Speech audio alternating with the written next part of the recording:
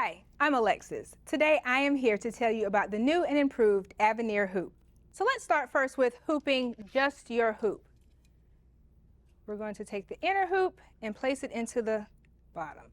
Oh, I noticed that there's an issue right here. We no longer are able to put our hoop straight down in there. You will notice that there's a new and improved lip on the front. Also, there are arrows that should match up with the top of your Aveneer hoop. So we'll slide it in and down. Once that's in there, you're going to lock your mechanisms at the top, and there's another one at the bottom. You'll notice we have a larger hoop size. We're starting off with 11 5/8 by 18 1/4. That's huge. Let's try that hooping with your quilt sandwich. First, we'll unlock your bottom, the same with the top.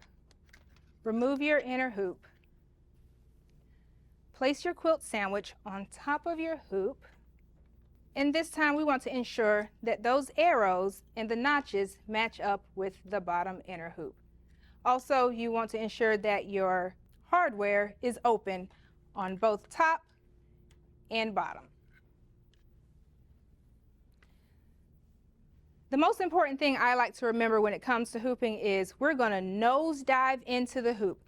So with your notch, slide in.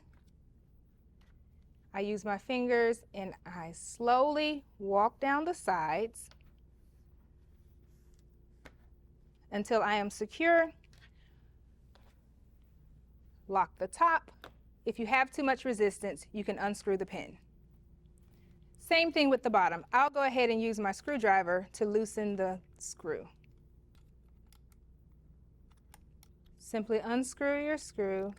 Once it's finger tight, you can now lock that into place. And as you can see, your hoop is secure and ready to stitch. Now, let's find out why this is now possible. Let's start with looking at the back.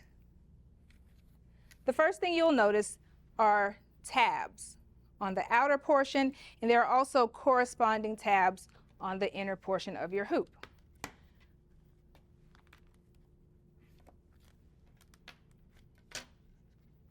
Also, there are rubber strips on the inner portion of your hoop to allow for more delicate items to not slip out of place. And finally, there are two metal reinforcements to ensure no bowing of your new and improved Aveneer hoop.